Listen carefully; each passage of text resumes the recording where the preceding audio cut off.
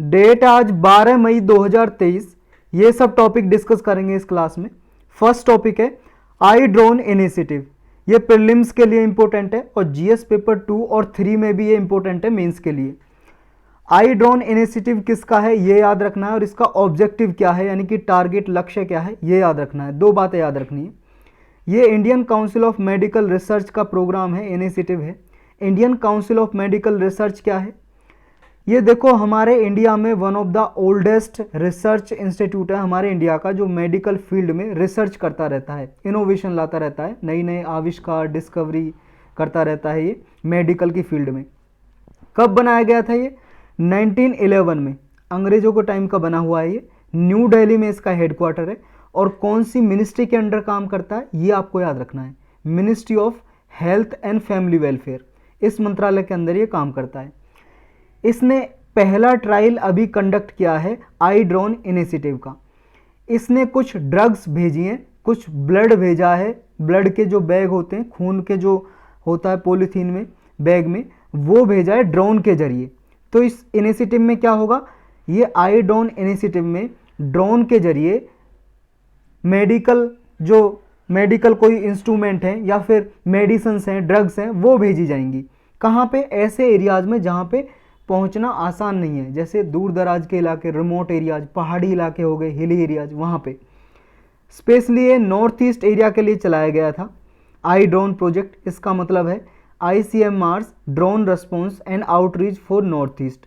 जो north east का area है हमारा, ये वाला एरिया, यहाँ पे जो पहाड़ी इलाका है और पहुँचना बहुत आसान नहीं है, इस वजह से ड्रोन के जरिए यहाँ पे सामान पहुँचाया जाता है मेडिकल का। ड्रोन तो आप जानते हो क्या होता है ड्रोन? ये समझ लो छोटा सा हेलीकॉप्टर होता है, आपने देखा ही होगा, बहुत बार हमने डिस्कस किया है, जानते होंगे आप। तो ड्रोन के जरिए इसमें सामान भेजा जाता है। जैसे डिफ़िकल्ट जोग्राफिकल टेरेन है, जैसे लैंड है, आइलैंड है, फुट हिल्स है, हिली एरियाज है, वहाँ पे इसमें कोविड-19 वैक्सीन भेजी गई हैं। वैक्सीन जैसे इम्यूनाइजेशन प्रोग्राम के अंदर जो बच्चों को वैक्सीन दी जाती है जन्म के दौरान, वो, या एंटीनेटल केयर के लिए मेडिसिन, या मल्टीविटामिन सिरिंज, ग्लव्स, इस तरह के जो मेडिकल इंस्ट्रूमेंट हैं या दवाइयाँ हैं वो भेजी जाती हैं इसमें। तो बस इतना ही याद रखना है। नेक्स्ट टॉपिक है हरित सागर गाइडलाइंस। ये प्रीलिम्स के लिए भी इंपॉर्टेंट है और जीएस पेपर 3 के लिए। ये गाइडलाइंस किसने जारी की हैं और इनका एम क्या है, लक्ष्य? बस ये दो बातें ही याद रखनी है। ये ministry of port, shipping and waterways, ये मंत्रालय जो इसने अभी ये लॉन्च किया है हरित सागर गाइडलाइंस। किसके लिए? ग्रीन पोर्ट के लिए। ग्रीन पोर्ट का मतलब ये है जो पोर्ट होती हैं, पोर्ट मतलब बंदरगाह बोलते हैं हिंदी में, बंदरगाह। बंदरगाह क्या होती है? देखो आप सबको पता ही होगा, इंडिया के कोस्टल एरियाज़ में क्या है, कुछ इस तरह का प्लेटफॉर्म बना दिया जाता है, इस तरह का स्ट्रक्चर बना दिया जाता है, इंफ्रास्ट्रक्चर, कि अगर मान लो आपको कहीं भेजना है, कोई अपना माल एक्सपोर्ट करना है दूसरे देश में, तो यहाँ पे माल ट्रक से आएगा। मान लो यहाँ पे कोई कंपनी है ए प्लेस में, महाराष्ट्र में, यहाँ से ट्रक में आएगा, यहाँ पोर्ट पे उतरेगा, यहाँ से फिर जो पानी के जहाज़ होते हैं शिप, उसमें भरता है, फिर जाता है एक्सपोर्ट। बाहर से हम मंगाते हैं तो पोर्ट पे उतरेगा, फिर यहाँ से ट्रक में डिफरेंट पार्ट में चला जाता है, या रेलवे या ट्रक में, किसी में भी जा सकता है। तो ये पोर्ट का काम होता है। लेकिन पोर्ट पे जो ये सामान हैंडलिंग होता है ना, इतना सारा सामान जो कार्गो होता है, कार्गो का मतलब सामान, जितना सारा सामान होता है, हैंडलिंग करना होता है, इनकी पैकेजिंग करना होता है, फिर ट्रांसपोर्ट करना होता है, इनमें बहुत ज़्यादा वेस्ट जनरेट होता है, बहुत ज़्यादा जो कचरा है वो जनरेट होता है, जिसकी वजह से पॉल्यूशन होता है, वातावरण में प्रदूषण होता है। और जो आसपास का एरिया है, समुद्र इलाका है, जो कोस्टल एरिया है, जब वहाँ पे भी पॉल्यूशन हो जाता है। अब इसी पॉल्यूशन को रिड्यूस करने के लिए, कम करने के लिए ये गाइडलाइंस जारी की हैं। तो ये गाइडलाइंस किस लिए हैं? इसके नाम में ये हरित सागर गाइडलाइंस, यानी कि ग्रीन ओशन गाइडलाइंस, यानी कि जो पोर्ट है वहाँ पे पॉल्यूशन ना हो, उसको रिड्यूस किया जाए। तो इसमें वेस्ट को रिड्यूस किया जाएगा। किस तरह से? कि जो सामान है, जो वेस्ट है, जिससे पॉल्यूशन होता है, उसको कम से कम यूज करो, पहले तो रिड्यूस करो, और अगर यूज हो गया तो दोबारा रीयूज करो, अगर हो सकता है तो रीपरचेज करो, रिसाइकल करो, ताकि जीरो वेस्ट डिस्चार्ज हो पोर्ट के ऑपरेशन से, और एनवायरमेंटल परफॉर्मेंस इंडिकेटर को प्रमोट किया जाए। तो ये गाइडलाइंस मोस्टली इनका टारगेट यही है कि इन्वायरमेंटली फ्रेंडली प्रैक्टिसेस को अडॉप्ट किया जाए पोर्ट पे, कि जो पर्यावरण को नुकसान हो रहा है, यहाँ जो कार्गो हैंडलिंग की जा रही है वो ना हो। क्लीन और ग्रीन एनर्जी यहाँ पे प्रमोट की जाए। जैसे देखो पोर्ट के ऑपरेशन पे इलेक्ट्रिसिटी भी चाहिए, बिजली चाहिए, तो वो बिजली किस तरह की हो, क्लीन एनर्जी हो। या तो ग्रीन हाइड्रोजन मिशन है उसके तहत हाइड्रोजन के थ्रू, या green ammonia, green methanol, ethanol use किया जाए, पेट्रोल की जगह पेट्रोल में मिक्स किया जाए इथेनॉल। जो गाड़ियों में यूज होता है इथेन, मतलब पेट्रोल डीजल वगैरह, उसमें अगर ethanol methanol mixed fuel use किया जाएगा तो वहाँ पे जो पॉल्यूशन होता है कम होगा। तो इसमें नेशनल ग्रीन हाइड्रोजन मिशन भी है, और आपका जो ऑफशोर विंड एनर्जी है ये भी यहाँ पे जनरेट कर सकते हैं, हवा से बिजली बना सकते हैं। ग्रीन रिपोर्टिंग इनिशिएटिव स्टैंडर्ड है उनको अडॉप्ट कर सकते हैं। तो इस तरह से वहाँ पे जो मेजर पोर्ट है इंडिया के, वहाँ पे जो पॉल्यूशन होता है उसको रिड्यूस किया जा सकता है। और कार्बन इमिशन है, जो उत्सर्जन होता है, ग्रीन हाउस गैस का इमिशन होता है, इनको रिड्यूस किया जा सकता है ग्रीन इनिशिएटिव लेके, और सस्टेनेबल डेवलपमेंट गोल को हासिल किया जा सकता है, अचीव किया जा सकता है जो पॉल्यूशन से रिलेटेड है। तो यही था इसके बारे में। नेक्स्ट टॉपिक है नेपियर ग्रास। ये प्रीलिम्स के लिए इंपॉर्टेंट है सिर्फ। नेपियर ग्रास को एलिफेंट ग्रास भी बोलते हैं। देखो जैसा इसके नाम में एलिफेंट ग्रास, ग्रास वही है, घास है ये, लेकिन ये बहुत बड़ी है। 15 से 20 फीट इसकी ऊंचाई होती है, इसकी जो हाइट होती है 15 से 20 फीट, और इसके पत्ते भी काफ़ी बड़े होते हैं, 3 से 5 सेंटीमीटर के बड़े पत्ते होते हैं इस घास के। तो ये अब बहुत ज़्यादा प्रोडक्टिव भी है, वर्सेटाइल फॉरेस्ट ग्रास भी है। ये कहाँ की नेटिव है? नेटिव का मतलब मूल निवासी, मतलब ऑटोमेटिक अपना आप पहले सबसे पहले कहाँ पे हुई थी ये नेपियर ग्रास? अफ्रीका में और साउथ ईस्ट एशिया में। देखो ऐसे क्वेश्चन पूछ ले जाते हैं कि जैसे नेपियर ग्रास का पूछ लिया, स्टेटमेंट में दे देगा कि Napier grass is native to India या साउथ एशिया या नॉर्थ अमेरिका, ऐसे बोल देगा। तो आपको याद रखना कहाँ की नेटिव है, अफ्रीका और साउथ ईस्ट एशिया। अफ्रीका और साउथ ईस्ट एशिया आप जानते हो, ये अफ्रीका कॉन्टिनेंट है यहाँ, और साउथ ईस्ट एशिया ये इंडिया से इधर वाला पार्ट, जो इंडोनेशिया, म्यांमार, थाईलैंड, ये 10 कंट्री आते हैं इसमें लगभग। तो ये जो कंट्री है यहाँ पे ये इसका नेटिव है, मूल निवासी है, यहाँ पे हुई थी स्टार्टिंग में नेपियर ग्रास। इसकी प्रॉपर्टीज़ क्या है, इसकी विशेषताएं क्या है? देखो ये बायो एनर्जी के लिए यूज हो सकती है, मतलब इससे क्या है, ऊर्जा बनाई जा सकती है। और इसका जो रेशो होता है इनपुट आउटपुट का, वो देखो आउटपुट इनपुट का रेशो 25:1 होता है, यानी कि इनपुट बहुत कम यूज होती है और एनर्जी बहुत ज़्यादा प्रोड्यूस होती है इससे। और इसकी यील्ड भी हाई होती है, मतलब प्रोडक्टिविटी, उत्पादकता इसकी बहुत ज़्यादा होती है। और ये ड्रॉट कंडीशन में भी हो सकती है घास, मतलब जहाँ पे सूखा पड़ती है, पानी की कमी है, वहाँ पे भी ये घास उग सकती है। और इसको फीड स्टॉक के लिए यूज किया जा सकता है, मतलब पशुओं को खिलाने के लिए यूज किया जा सकता है। और साल में इसको 5-6 बार काटा जा सकता है, हार्वेस्ट किया जा सकता है। जो इसकी पहली बार जब बोया जाता है तो हार्वेस्ट 4 महीने के बाद होती है। जैसे आज ये घास लगाई किसी एरिया में, 4 महीने के बाद इसे काट सकते हैं, तो फिर दोबारा काटते रहते हैं ये हर 1.5-2 महीने में। जो नेपियर ग्रास है, अगर इंडिया में बात करें तो इंडिया में कहाँ पे होती है? इंडिया में होती है महाराष्ट्र में, गुजरात, कर्नाटक, तमिलनाडु, आंध्र प्रदेश, केरल। मतलब ये वाला जो पार्ट है देखो, यहाँ से गुजरात से लेकर महाराष्ट्र, कर्नाटक, आंध्रा, केरल, तमिलनाडु, ये वाला जो पार्ट में होती है ये नेपियर ग्रास या एलिफेंट ग्रास। तो यही था इसके बारे में। नेक्स्ट टॉपिक है keep under privileged youth away from drugs. Under privilege का मतलब एक तरह से कमज़ोर लोग या फिर वो लोग जिन्हें कुछ अधिकार नहीं मिल पा रहे हैं, या गरीब लोग हैं, वंचित तबके के लोग। यूथ आप जानते हो नौजवान, और ड्रग्स आप जानते हो मेडिसन या दवाई, या ड्रग्स देखो मोस्टली यूज करते हैं हम नशीली दवाइयों के लिए ये। तो ऐसे बहुत सारे नौजवान हैं देखो जो नशीली दवाइयों का सेवन करते हैं, नशे की जिन्हें आदत लगी हुई है। इनकी नशे की आदत को छुड़ाने के लिए ये एक एनजीओ है, उसने एक प्रोग्राम चलाया है। एनजीओ का नाम क्या है? एनजीओ तो आप जानते हो नॉन गवर्नमेंटल ऑर्गेनाइजेशन, गैर सरकारी संस्था। इसका नाम है, एनजीओ का नाम है फोर्थ वेव फाउंडेशन। इसका हेडक्वार्टर बेंगलुरु में, कर्नाटक की जो कैपिटल है बेंगलुरु, वहाँ पे है। तो इसने जो फोर्थ वेव फाउंडेशन एनजीओ है, इसने एक वेंडा कप कराया। वेंडा कप देखो फुटबॉल टूर्नामेंट है, फुटबॉल के गेम कराए, और उसमें क्या है, ये कप दिया गया जीतने वाली टीम को। और इसमें यूथ, नौजवान कौन आए? वही जिनको नशीली आदतें थी, या और भी लोग आए। इसमें मेनली इसका काम था कि अवेयरनेस फैलाना, कि नशे की आदत को लोगों में, जो नौजवानों में लगी हुई है, उसको छुड़ाना। इसमें जो लड़की या लड़के हैं 18 साल से कम उम्र के, केरल की 4 डिस्ट्रिक्ट से सिलेक्ट किए गए और आइडेंटिफाई किए गए जहाँ पे ज़्यादा ड्रग यूज होती है, जहाँ पे लोग ज़्यादा नशीली दवाइयों को यूज करते हैं। और उनका, जब वो लोग देखो जो नशीली दवाइयों का सेवन करते हैं, मोस्टली क्या है, वो खाली होते हैं, मतलब एक तरह से उन पर कोई काम नहीं होता। तो उन्हें क्या है, अगर ये फुटबॉल कप जो कराया जा रहा है, ये वेंडा कप फुटबॉल टूर्नामेंट, अगर उनका ध्यान अलग काम पे लगा दिया जाए तो फिर उनका ध्यान ड्रग से हट सकता है। तो इनमें कंपटीशन कराया जाता है और ये प्ले के बाद उन्हें कुछ, मान लो जैसे जीतने वाली टीम को पुरस्कार भी दिए जाते हैं और ये कंडक्ट कराने के बाद उनका ध्यान ड्रग्स से हटाया जाता है। तो इस तरह से जो ये फोर्थ वेव फाउंडेशन एनजीओ है, प्रोजेक्ट वेंडा के थ्रू ये ड्रग की जो लत लगी हुई है उसको छुड़ाने की कोशिश कर रही है यंगस्टर में, जो नौजवान लोग हैं, स्पोर्ट्स एक्टिविटी करा के या और ऐसी एक्टिविटी करा के जिनमें उनकी रुचि है, इंटरेस्ट है। ये पिछले 6 साल से करा रही है। 6 साल पहले ये लॉन्च किया था प्रोजेक्ट वेंडा, जिसके थ्रू ये टूर्नामेंट कराती रहती, गेम्स के या कोई और एक्टिविटी जो उन लोगों को पसंद है। और देखो ये जो प्रोजेक्ट है, यूनाइटेड नेशन का ये ऑफिस है, इसने भी रिकॉग्नाइज किया है, पहचान दिया इस प्रोजेक्ट वेंडा को, United nation office on drug and crime. ये भी देखो वर्ल्ड वाइड जो ड्रग, नशीली दवाइयाँ यूज होती हैं और जो क्राइम होते हैं नशीली दवाइयों के थ्रू, उनको रोकने के लिए वर्ल्ड वाइड काम करती है ये United nation office on drug and crime. तो यही था इसके बारे में।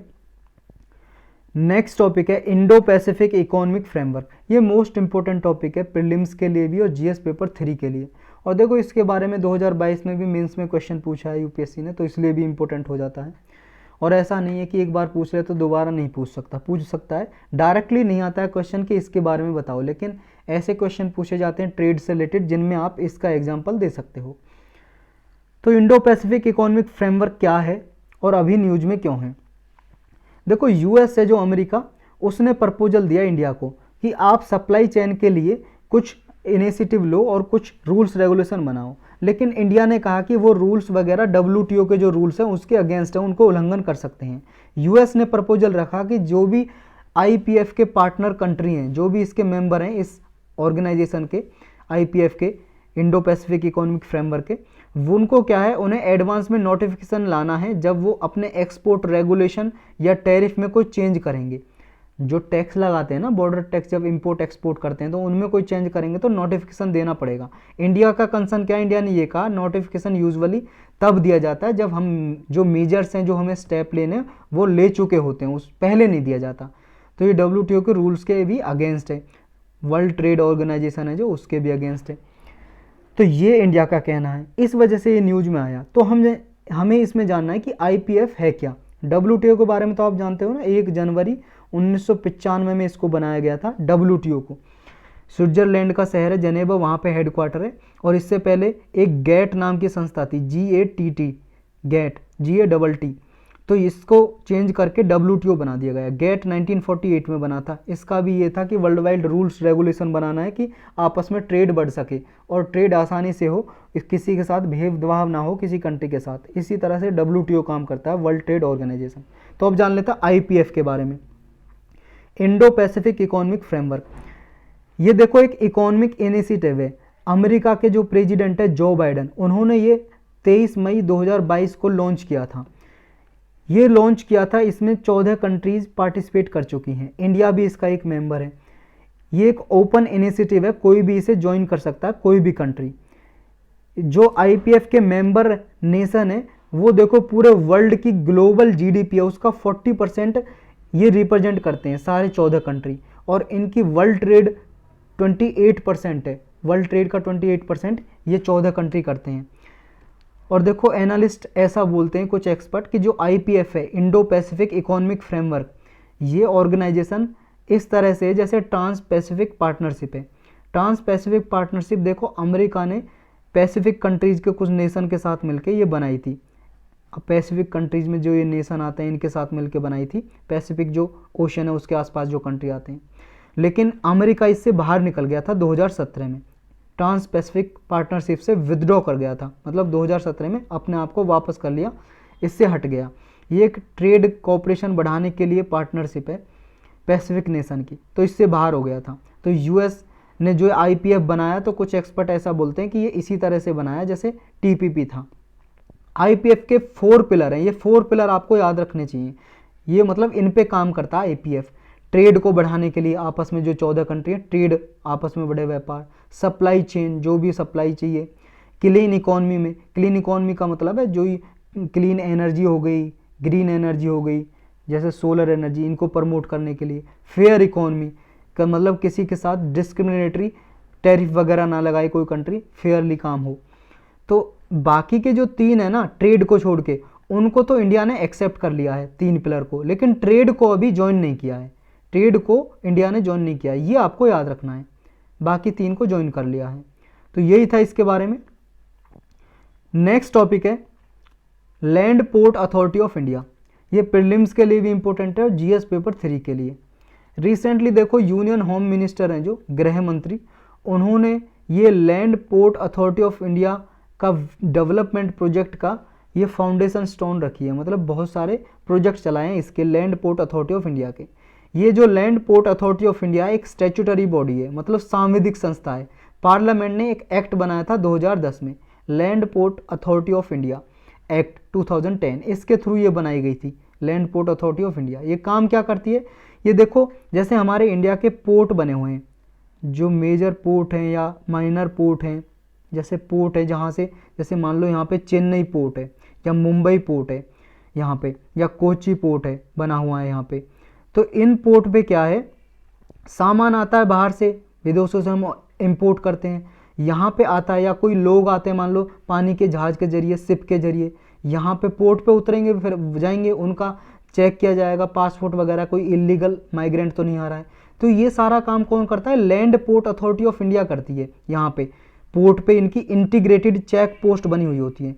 इंटीग्रेटेड चेक पोस्ट का मतलब ये समझ लो, एक ऑफिस बने हुए हैं, बिल्डिंग बनी हुई है, ये चेक करते हैं कि यहाँ माल सही आ रहा है, कहीं इलीगल एक्टिविटी तो नहीं हो रही है, यहाँ पे पोर्ट पे कोई इमाइग्रेंट तो नहीं आ रहा है इलीगल तरीके से, अवैध तरीके से कोई प्रवासी तो नहीं आ रहा है। तो इस तरह के ये देखते हैं land port authority of India integrated check post पे, इंटरनेशनल बॉर्डर हैं जो इंडिया के वहाँ पे। तो ये एक तरह से डेवलपिंग और मैनेजिंग करता है क्रॉस बॉर्डर मूवमेंट को हमारे इंडिया में, जो पैसेंजर या गुड्स आते जाते हैं इंटरनेशनल बॉर्डर पे। किसके अंडर आता है ये land port authority of India, ये मिनिस्ट्री ऑफ होम अफेयर्स। ये अथॉरिटी मतलब एक ये मिनिस्ट्री आपको याद होनी चाहिए कि land port authority of India किसके अंडर काम करता है। अभी कौन कौन से लैंड पोर्ट हैं जिन पे ये काम करता है, करंटली 9 ये लैंड पोर्ट है, अटारी, अगरतला, पेट्रापोल, रेक्सोल, जोगबानी, मोहरा, ये सूत्राकंडी। ये आपको ये नाम याद करने की ज़रूरत है नहीं। ये देखो लैंड पोर्ट है, मतलब रिवर के आसपास बने हुए हैं, ये लैंड पोर्ट है जो ये बने हुए हैं जिन पे ये काम करता है। इसका पर्पज़ यही है, उद्देश्य land port authority of India का, कि इंटीग्रेटेड चेक पोस्ट है उनको मैनेज करना, ऑपरेट करना, एस्टेब्लिश करना, जो इंडिया के लैंड बॉर्डर है जो उनके आसपास जो हैं। तो मेनली देखो ये जो लैंड बॉर्डर लगे हुए हैं, जैसे बांग्लादेश से बॉर्डर लगा हुआ है, तो यहाँ पे जैसे बना दिया एक रिवर के आसपास इंटीग्रेटेड चेक पोस्ट, या इधर बना दिया, या पाकिस्तान के पास बना दिया, या नेपाल के पास इधर बना दिया।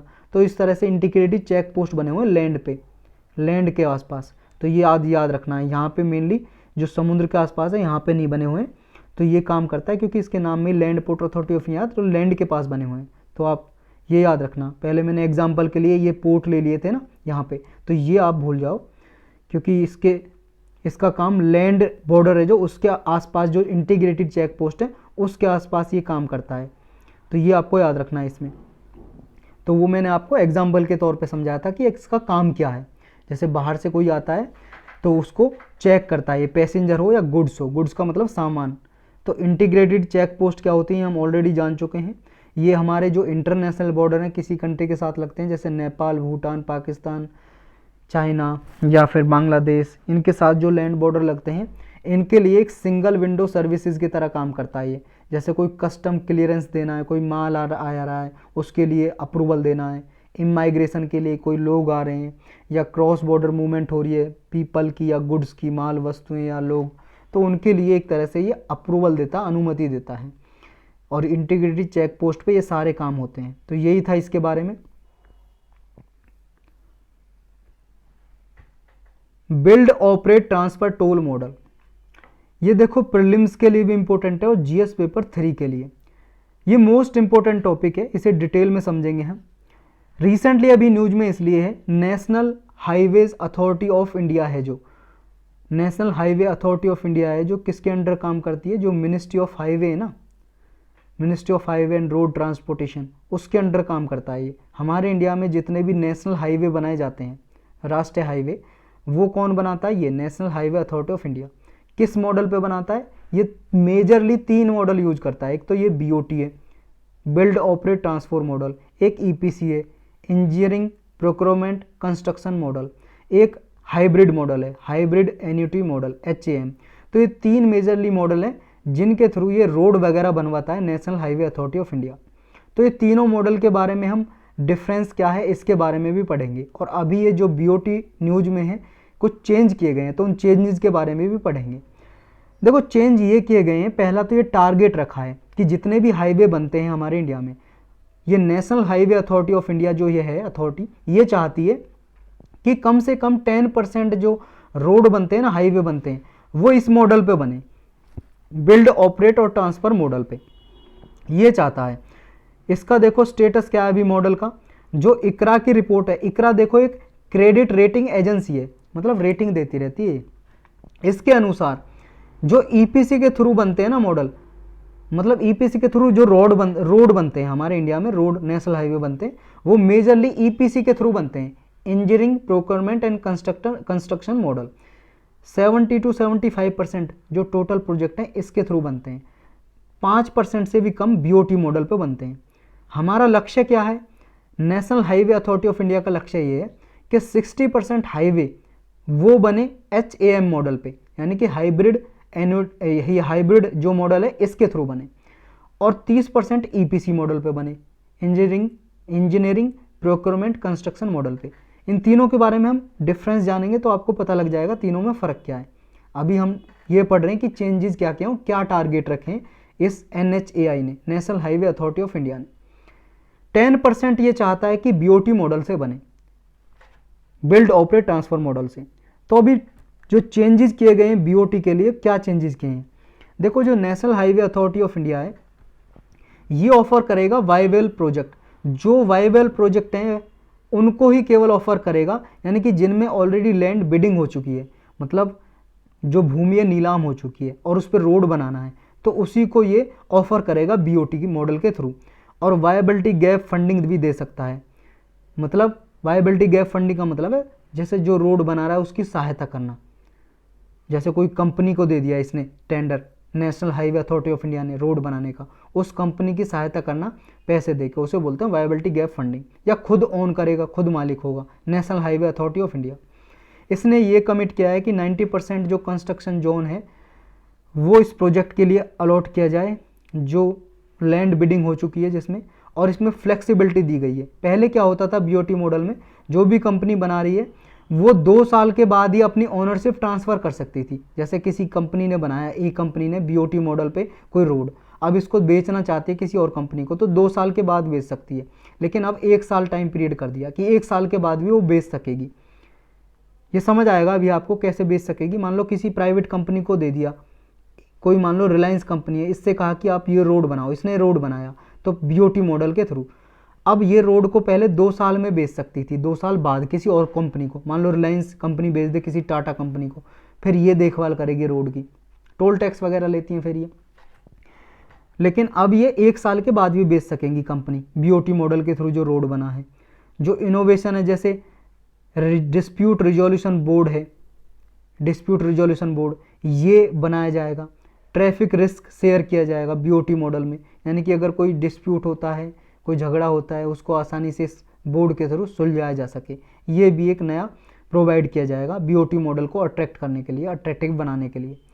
तो अब जान लेते हैं इन तीनों में डिफरेंस क्या है। पहले देखो engineering procurement and construction model, यहाँ पे बिल्ड ऑपरेट ट्रांसफर मॉडल, और यहाँ पे hybrid model, hybrid annuity model, HAM shortcut में बोलते हैं इसको, बीओटी मॉडल शॉर्टकट में बोलते हैं इसको, EPC, engineering procurement and construction model.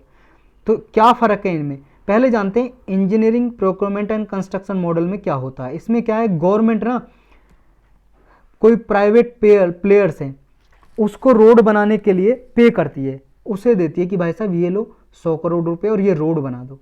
अब वो रोड बना देता है। प्राइवेट प्लेयर का सिर्फ काम कितना होता है कि वो सिर्फ रोड बनाएगा, रोड में कोई ऑनरशिप नहीं होगी, मतलब मालिक रोड का कौन रहेगा, गवर्नमेंट ही रहेगी। इसने सिर्फ पैसे दिए कि भाई साहब जैसे ठेका दे देता है ना कॉन्ट्रैक्ट, कि लो भाई साहब ये रोड बना दो आप, तो उसने कंपनी ने, मान लो ए कंपनी ने रोड बना दिया, अब ऑनरशिप किसके पास है, गवर्नमेंट के पास। जैसे ही रोड बनाया गवर्नमेंट ने ले लिया सारा, फिर जो भी है रोड का ऑनरशिप भी किसके पास है, गवर्नमेंट के पास। टोल कौन कलेक्ट करेगा, जो टोल टैक्स लगता है ना रोड पे, टोल टैक्स भी कौन करेगा, गवर्नमेंट। मेंटेनेंस करनी है, टेक एंड केयर करना है, जो भी करना है ना, रोड को रिपेयर करना, मेंटेनेंस करना, सब कौन करेगा, फिर गवर्नमेंट करेगी। बस वो प्राइवेट कंपनी तो बना के दे देगी, और पैसा कौन देगा, खुद गवर्नमेंट देगी कि ये लो भाई साहब पैसा और ऐसा बना के दो हमें, बस। और बाकी फिर किसे दे देगी, गवर्नमेंट को। सारा मालिक भी गवर्नमेंट ही है, मेंटेनेंस भी गवर्नमेंट करेगी, टोल भी गवर्नमेंट लेगी उस पर जो टोल टैक्स लगता है। तो ये है ईपीसी मॉडल। तो फिर बीओटी में क्या होता है, बीओटी में देखो ये होता है, जैसे इसके नाम में build operate and maintain and transfer, BOT, BOT build operate transfer. इसमें क्या है, प्राइवेट प्लेयर है ना जो रोड को, वो खुद बनाएंगे अपने पैसे से, अपने पैसे से बनाएंगे, ऑपरेट भी खुद करेंगे, मेंटेन भी रोड को खुद करेंगे। यानी कि कुछ नंबर ऑफ पीरियड के लिए, कुछ सर्टेन पीरियड के लिए अपने पास रखेंगे रोड को, और उतने पीरियड के लिए टोल टैक्स खुद लेगी, क्योंकि खुद अपने पैसे से बना रही है कोई प्राइवेट कंपनी। मान लो रिलायंस कंपनी बना रही है अपने पैसे से रोड को, अब वो रिलायंस कंपनी बना रही है, तो मान लो इसको दे दिया 15 साल के लिए कि 15 साल तक उस पर टोल टैक्स ये मतलब वसूलेगी। अब रोड बनाया भाई साहब, ये टोल टैक्स लेगी, आपको पता है 250-300 रुपये टोल टैक्स लगता है, जैसे गाड़ी गुजरती है तो फिर दोबारा आएगी फिर देना पड़ेगा ऐसा टोल टैक्स। तो उससे वो कमाती है पैसा जो उसने रोड बनाने में लगाया है, ये प्राइवेट कंपनी का फ़ायदा है। तो 15 साल में तो आपको पता ही बहुत सारे पैसे कमा लेगी, और एक दिन में कितनी गाड़ी, लाखों गाड़ियाँ गुजरती हैं रोड से, तो कितने, एक ही दिन में कितने करोड़ों रुपए कमा लेती है कंपनी जो टोल टैक्स लगाएगी वो। तो इसका मालिक कुछ पीरियड के लिए कौन रहता है, खुद कंपनी जिसने बनाया, क्योंकि अपने पैसे से बनाया, बिल्ड ऑपरेट ट्रांसफर मॉडल में। अब आते हैं हाइब्रिड एन्युटी मॉडल।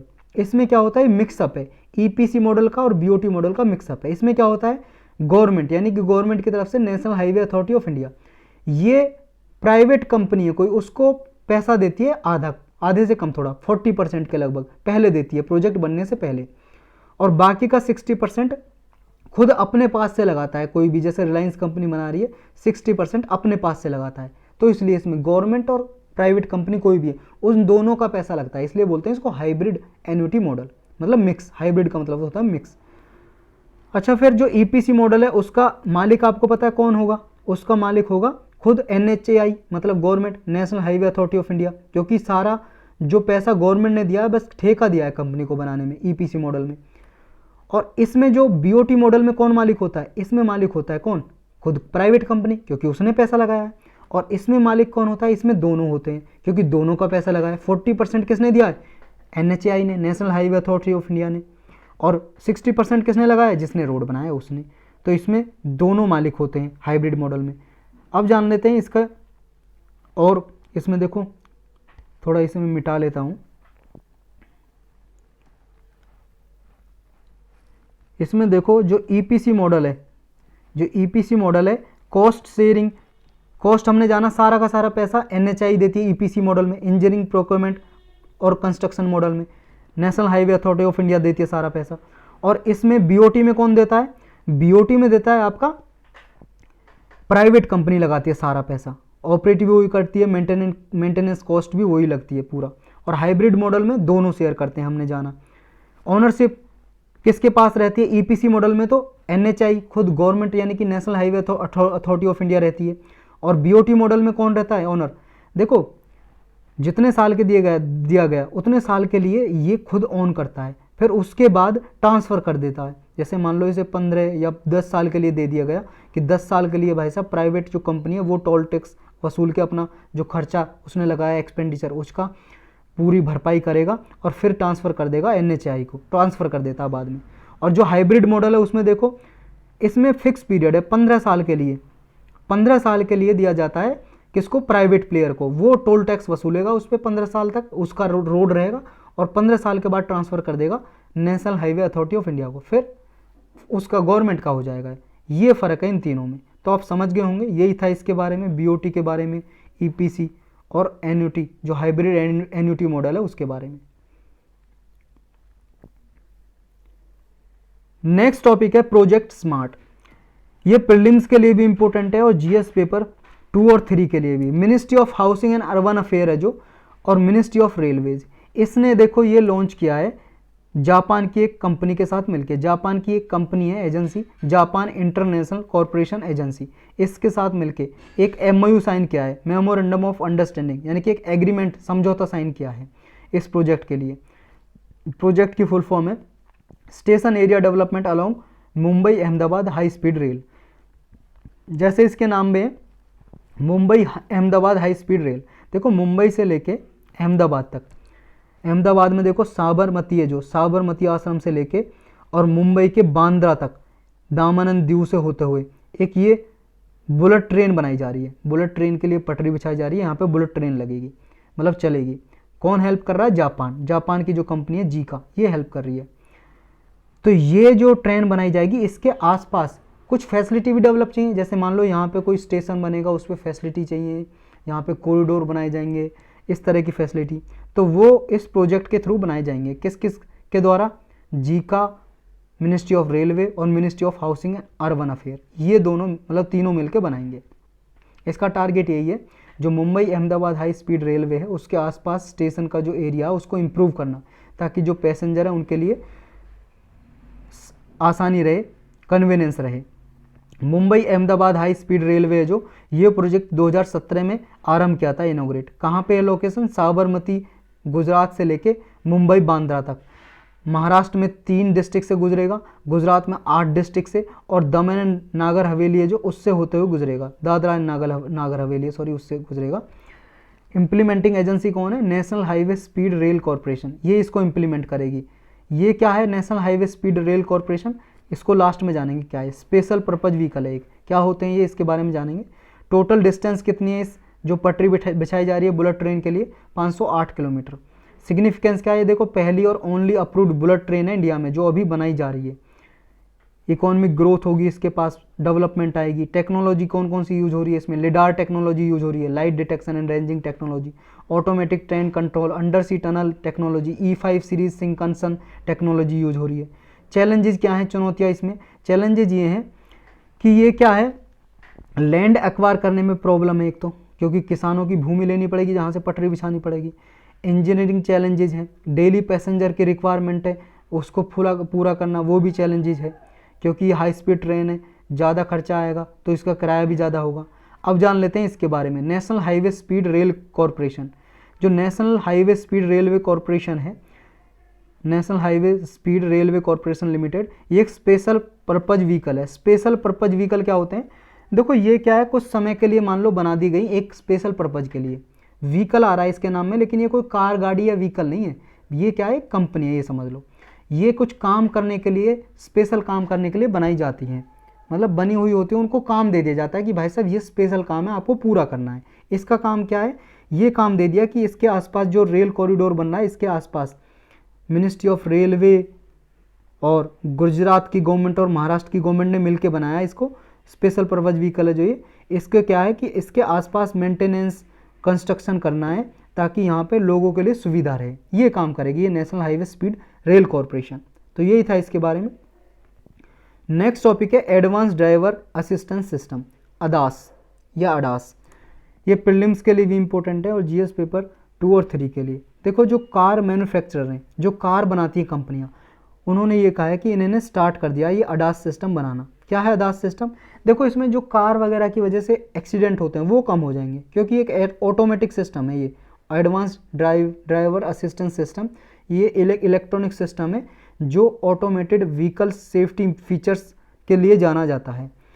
इसमें देखो इनोवेटिव सेंसर टेक्नोलॉजी यूज होगी, जो क्या है, वार्निंग देगी, इन्फॉर्मेशन देगी, चेतावनी देगी, सूचना देगी, सहायता करेगी ड्राइवर को ड्राइविंग करते समय। मान लो कोई गाड़ी साइड में से आ रही है, इधर से आ रही है, आगे से आ रही है, ध्यान नहीं है ड्राइवर का, तो इसमें सेंसर लगे होंगे, वो सेंस कर लेंगे और इन्फॉर्मेशन दे देंगे।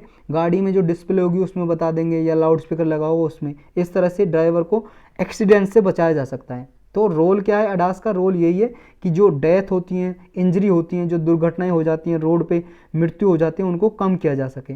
इसमें देखो कई सारे कंट्रोल सिस्टम यूज होते हैं इसमें, जैसे adaptive cruise control, glare free high beam light, adaptive light control, automatic parking, autonomous valet parking, navigation system, night vision. ये आपको याद करने की ज़रूरत नहीं है, बस इतना जानो। इसमें क्या है कि जो सेफ्टी की जा सकती है, ड्राइवर की डेथ और इंजरीज बचाई जा सकती हैं, कार सेफ्टी के लिए सिस्टम है ये अडास सिस्टम। ऑटोनोमस ड्राइविंग क्या होती है? ऑटोनोमस ड्राइविंग का मतलब है जब कार खुद से ही अपने आप ड्राइव करे, किसी ड्राइवर की जरूरत ना हो, self driving car, autonomous driving.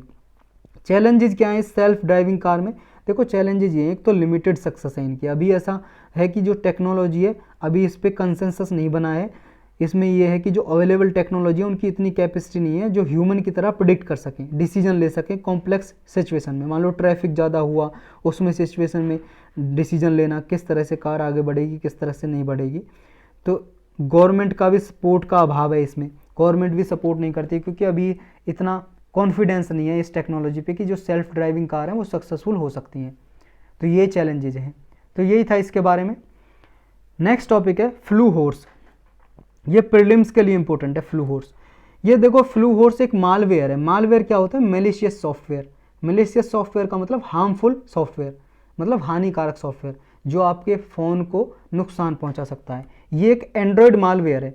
Android malware मान लो जो भी ऐसे लैपटॉप हैं, लैपटॉप में तो एंड्रॉयड यूज़ नहीं होता, मोबाइल में ही है जो ऑपरेटिंग सिस्टम है, जैसे कोई भी मोबाइल है या टैबलेट है, इनमें जो एंड्रॉयड सिस्टम यूज होता है उनमें ये नुकसान पहुंचा सकता है। मतलब आपका डेटा चोरी कर सकता है। डेटा कुछ भी हो सकता है फ़ोन में, आपका फ़ोटो हो सकते हैं, वीडियो हो सकती हैं, इमेज, या फिर आपकी कोई PDF फाइल हो सकती है, कुछ भी हो सकता है डॉक्यूमेंट में, उसकी चोरी कर सकता है। ये जो फ्लू हॉर्स है एंड्रॉयड मालवेयर है और ये टारगेट कहाँ पे कर रहा है? ईस्टर्न एशिया में। यहाँ पे देखा गया कि यहाँ पे वियतनाम में एक बैंकिंग ऐप है VP बैंक नियो, एक यहाँ पे ताइवान में देखो एक ऐप है ETC। ये क्या है? अपने आप को इनकी तरह, ऐप की तरह कर लिया इसने। जैसे मान लो आपने क्रिस मूवी देखी होगी, क्रिस 3, या आपने क्रिस नहीं देखा, गिरगिट तो देखा, गिरगिट।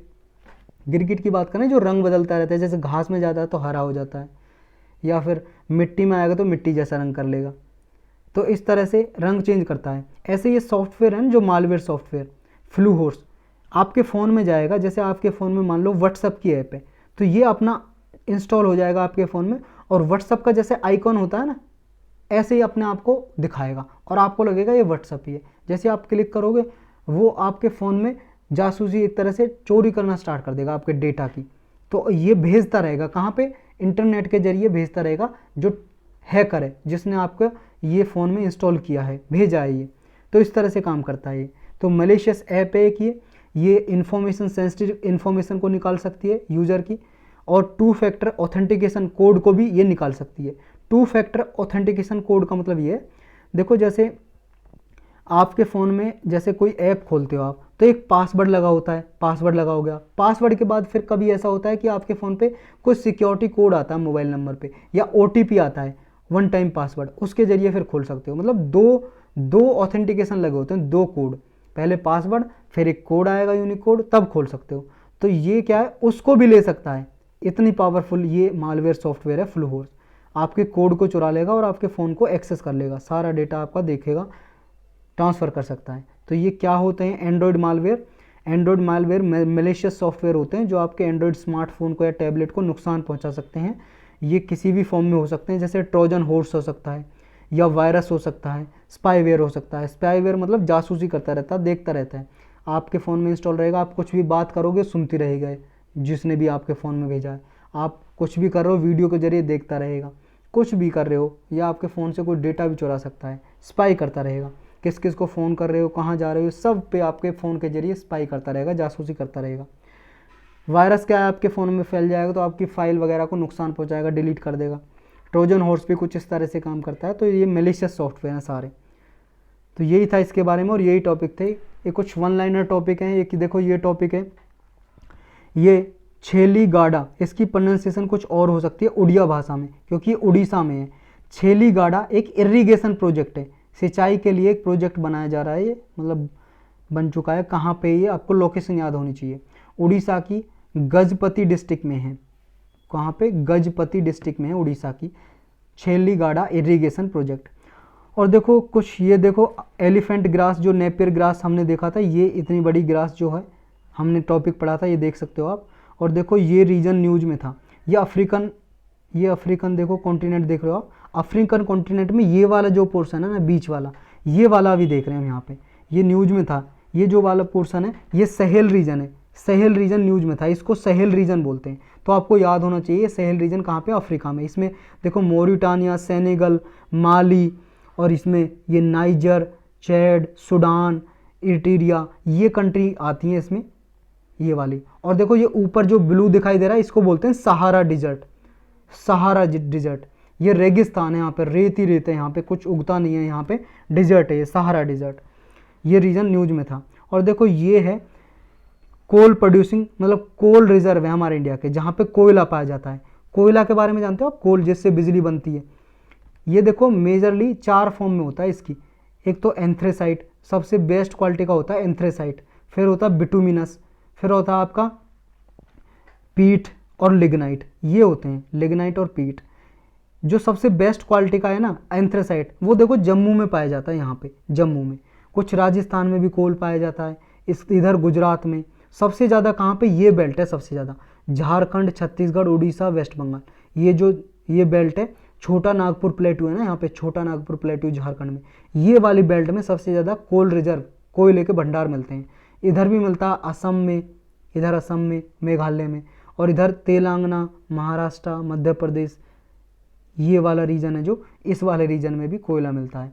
तो ये आपको रीजन आपको याद रखने हैं कोयले के। तो ये न्यूज में था इसलिए मैंने बता दिया है। कुछ और टॉपिक भी न्यूज में थे, देखो बहुत बार पूछे जाते हैं, बहुत सारी जो ऑलरेडी कन्वेंशन हो चुकी है। जैसे देखो आपने पढ़ा होगा रोटरडम कन्वेंशन या बेसल कन्वेंशन, ये हजार्डस जो केमिकल है उनसे रिलेटेड है। जैसे बेसल कन्वेंशन है, ये ट्रांस बाउंड्री मूवमेंट होता है ना, जो हार्मफुल एलिमेंट होते हैं, मतलब वेस्ट होता है, उस पर रोक लगाता है। ट्रांस बाउंड्री का मतलब एक देश से दूसरे देश में ट्रांसफ़र ना करे कोई जो हार्मफुल केमिकल है, उसके लिए बेसल कन्वेंशन। रोटरडम जो हजार्डस वेस्ट है, हजार्डस का मतलब जो हानिकारक वेस्ट है वो जनरेट होता है, उसको इन्वायरमेंट में पॉल्यूशन ना, उस पर रोक लगाने के लिए। ये देखो बहुत सारे हैं इन्वायरमेंट से रिलेटेड, इनको हम शायद कल डिस्कस कर लेंगे। ये बहुत सारी कन्वेंशन है, ये कौन से ईयर में अडॉप्ट हुई, क्या इनका काम है, डिटेल में डिस्कस करेंगे कल, क्योंकि अभी लंबा लेक्चर हो गया, तो कल डिस्कस करेंगे हम इसे।